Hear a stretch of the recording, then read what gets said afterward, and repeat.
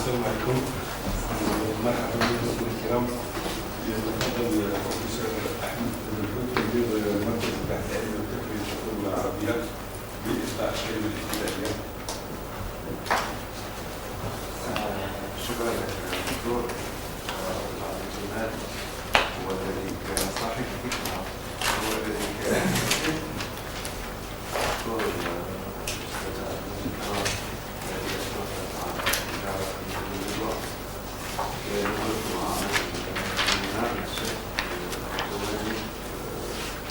علميات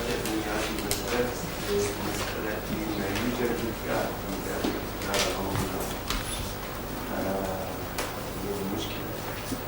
أرحب بكم جميعا عندنا، وأرجو أن لا تكون آخر مرة أرجو أن تتكرر هذه الاجتماعات، لأنها ستصنع أفقا جيدا رسميا داخل المؤسسات العمومية الجزائرية في العمل من أجل حل المشكلات القائمة في التعامل مع اللغة العربية في مستوى التكوين. أنتم تعرفون أن اللغات في العالم هي لغات حيادية كما كنت أتكلم مع ومعنى ذلك أنها لا تحمل أي إيديولوجيا، كما أنها لا تحمل أي توجه سياسي. اللغة تتحمل جميع ما يوجد عند الإنسان من أفكار، عواطف، إحساسات، إيديولوجيات، سياسات. تعاملنا مع هذه اللغة هو تعامل تقني تماما وتعامل حيادي في نفس الوقت، بمعنى أننا نطبق عليها نفس المناهج التي تجري في البيولوجيا أو الطب أو الفيزياء أو الرياضيات. تجدون نفس النموذج في اللغة. في الجزائر هناك جوانب متعددة للاستعمال اللغوي كما تعرفون. المجتمع المدني يستعمل اللغة، المؤسسة الرسمية تستعمل اللغة. هذا التفاعل القائم في عملية النشاط الاجتماعي المدني تعكسه صورة الاستعمال اللغوي داخل المؤسسات العمومية، بمعنى أن المؤسسة العمومية هي صورة لنشاط لغوي اجتماعي. إذا ظهرت القطيعة بين القيم الاجتماعية كنشاط ونموذج الاستعمال اللغوي كمؤسسة، ستظهر هناك قطيعة ما بين المؤسسة والمجتمع. لذلك كما يرى علماء الاجتماع اللغوي، اللغة إحدى العناصر الأساسية في بناء النسيج الاجتماعي، بمعنى أنها تحافظ على استقرار المجتمعات. كلما كانت اللغة واضحة في الاستعمال، كلما كانت مربوطة في عملية التفاعل والنشاط الاجتماعي، كلما حققت نوعا من الاستقرار الاجتماعي. كلما غيبت هذه العمليات في عملية التنسيق ما بين المؤسسة والنشاط اللغوي الاجتماعي، كلما ظهر الاضطراب في داخل المجتمعات. وعلى المستوى النفسي نفس الشيء بالنسبة لي. وفي المدرسة نفس الشيء، يعني إذا تلقى التلميذ لغة واضحة مربوطة ستكون عملية التحصيل أكثر مما عندما تكون اللغة غير واضحة في الاستعمال. فلذلك نحن نحاول أن نعقد هذه الندوة ليس على أساس أن نتبين حصيلة ما يوجد من مجالات مجال أو رقعة في الاتساع في الاستخدام اللغوي العربية، ولكن نحاول أن نجمع مدونة لما هي المشكلات التي تواجه مستخدم العربية في داخل المؤسسة العمومية. نحن لا نعرف الإدارة، بل نبحث معا ما هي المشكلات التي تواجه مستعمل العربية في داخل الإدارة. وهنا نقصد مركزنا هو تقني يحاول جمع المدونة، لأننا إذا فتحت لنا وزارة لتقصي وفحص عمليات استخدام اللغة في داخل المؤسسة الخاصة سنقوم بعمل تقني، يعني نقوم بعملية التحري، نقوم بعملية الجر، نقوم بعملية المعالجة للمعطيات، ثم نعين مرفأ المشكلة ونقدم حلولا تقنية كما يقدمها الطبيب عندما يجد مريضا. يعني لا نتعامل مع اللغة في جانبها السياسي والاجتماعي والفيزيولوجي، هذا مؤسسات، هناك مؤسسات أخرى مكلفة من الدولة الجزائرية للتعامل مع هذه المعطيات. ونحن مسرورون جدا لأنكم ستفتحون لنا حقلا من البحث ربما لم يجري في الجزائر منذ استقلالها إلى الآن، وأنا أؤكد هذا الأمر باعتباري باحثا في الدراسات اللغوية. لم يجري منذ الاستقلال إلى حد الآن عملية جمع مدونة للمشكلات القائمة في الاستعمال اللغوي. لماذا؟ لأن المسألة اللغوية في الجزائر أخذت بعدا سياسيا أكثر من بعدها التقني العلمي. فهذا وجودكم هنا يشجعنا على العمل ويفتح لنا فرصة للتفاعل وتبادل الخبرات ومحاولة مساعدة جميع من يود أن يعمل من أجل هذا البلد، لأنه يحتاج كل فرد منا مهما كانت إيديولوجيته أو فكرته، البلد يحتاج إلى كل جهد من أبنائه. وأرجو أن نتعاون معا لحصر هذه المشكلات والتعاون على حلها، وشكرا لكم.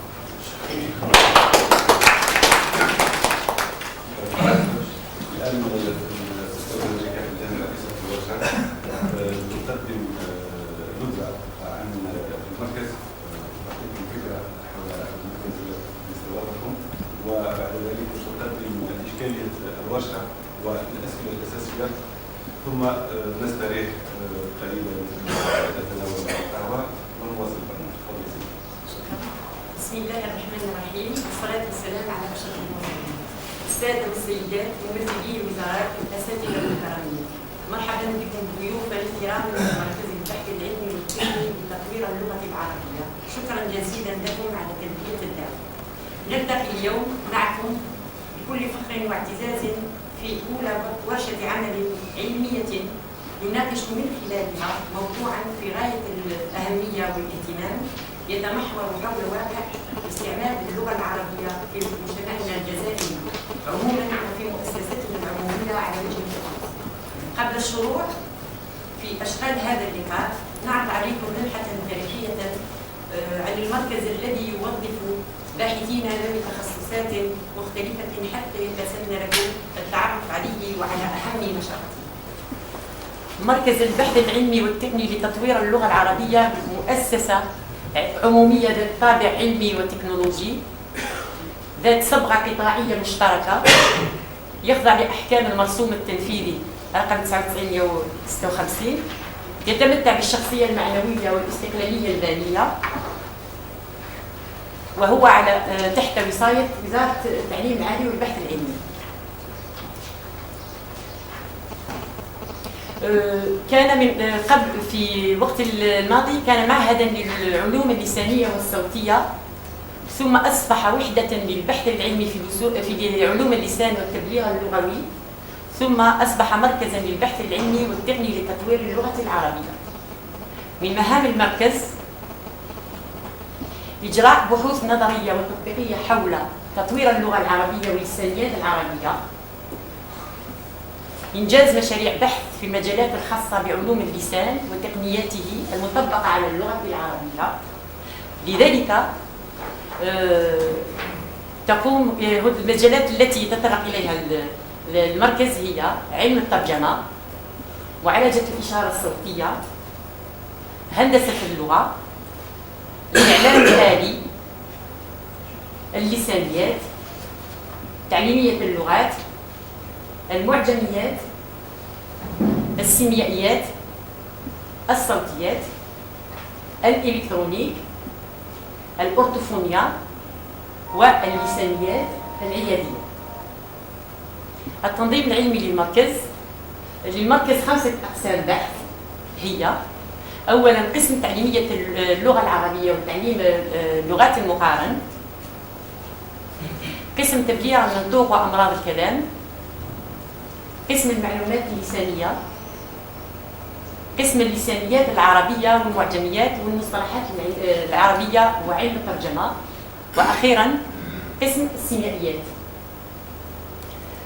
من مهام المركز نذكر البعض منها: إجراء دراسات علمية تحليلية ونقدية لتعليم اللغة العربية واللغات الأجنبية في الجزائر في جميع الأطوار، إجراء دراسات تحليلية تقييمية للسندات التربوية، ضبط المصطلحات العلمية والتقنية العربية على مستوى الوطن العربي، إجراء دراسات علمية في علم الترجمة وتحدياتها، إعداد برامج حاسوبية لتحليل اللغة الطبيعية، إجراء دراسات مخبرية وإعداد الأدوات الحاسوبية المناسبة لتحليل الكلام المنطوق وتركيبه الاصطناعي، إجراء دراسات عيادية في مختلف عاهات الكلام كالحبسة وتشخيص اضطراباته وضبط الطرائق المناسبة لعلاجها، إجراء اختبارات ودراسات ميدانية حول مختلف أشكال التعبير اللغوية والثقافية والاجتماعية. أخيرا في سنة 2013-2014 فتح مركز البحث العلمي وحدتين، الأولى هي وحدة تلمسان تحمل عنوان واقع اللسانيات وتطور الدراسات اللغوية في البلدان العربية، ووحدة في ورقلة تهتم بالبحث اللساني وقضايا اللغة العربية في الجزائر. عن إصدارات المركز، للمركز نوعان من الإصدارات: هنالك مجلة اللسانيات وهي مجلة علمية محكمة ينشر فيها باحثين من الوطن وخارج الوطن، إلى جانب ذلك كراسات المركز وهي خاصة بالأعمال والبحوث الشخصية لباحثي المركز فقط. شكرا.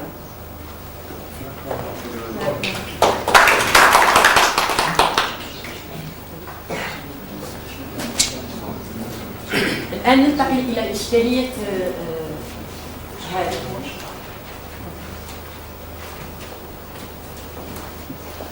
ننتقل إلى طرح الإشكالية، يعني ماذا نحن هنا؟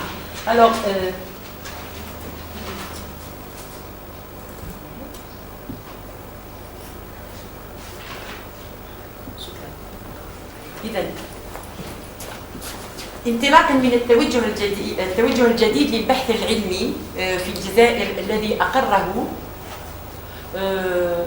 مخطط عمل لتطوير البحث العلمي للخماسي 2015-2019، شددت وأكدت وزارة التعليم العالي ومديرية البحث العلمي والتطوير التكنولوجي على ضرورة تجنيد كل الكفاءات العلمية بالجامعة الجزائرية ومراكز البحث العلمي ووحداته بخدمة انشغالات القطاعات الاقتصادية والاجتماعية، وذلك من أجل إيجاد منافذ بناءة وفاعلة تسخر من خلالها البحوث العلمية لتقديم الخدمات المفيدة للمجتمع، كذلك تبني البحوث التطبيقية التي تعود بالفائدة العامة لدفع عجلة التنمية، لأن هذه الأخيرة ليست وليدة فكر ذاتي فقط، وإنما يجب أن تكون نابعة من المجتمع وترتكز على احتياجات المجتمع. وفي هذا السياق ينظم اليوم المركز هذه الورشة لتسليط الضوء على واقع استعمال اللغة العربية في المؤسسات العمومية الجزائرية. أردناها ورشة استطلاعية تهدف إلى تشخيص الاحتياجات اللغوية داخل المؤسسات العمومية انطلاقا من أرضية الواقع يتفاعل فيها البحث العلمي والتكنولوجي والمتخصصون في المجال اللغوي مع الشريك المستهدف بصفته مستعملا لهذه اللغة، قصد حصرها وتصنيفها ومعالجتها واستخراج مقترحات تساهم في حل مشكلة الأداء اللغوي العربي في القطاعات المختلفة. إن هدفنا من هذه الورشة هو الاستماع إلى انشغالاتكم والاسترشاد بآرائكم واقتراحاتكم والإفادة من تجاربكم في الميدان فيما يتصل بالأداء اللغوي العربي ومحادثة وكتابة، والوقوف على ما يعترض سبيل فعالية هذا الأداء، ليتسنى لنا بعد ذلك تحديد الاحتياجات اللغوية للمؤسسات العمومية، إعداد بنك مشاريع وبرامج بحث تسعى إلى حل مشكلة الاحتياجات اللغوية في المؤسسات العمومية، وإقامة قناة تواصلية بين البحث العلمي والمجتمع.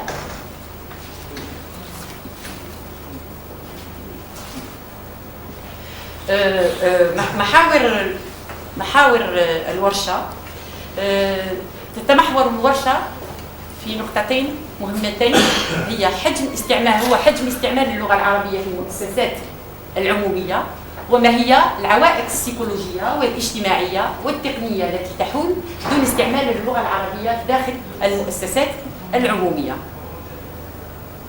شكرا.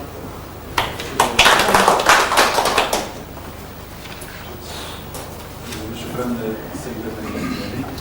الآن نستريح وتذكرين لنا وبعد نحو الشيء، وبعد 10 دقائق نشرح في أشياء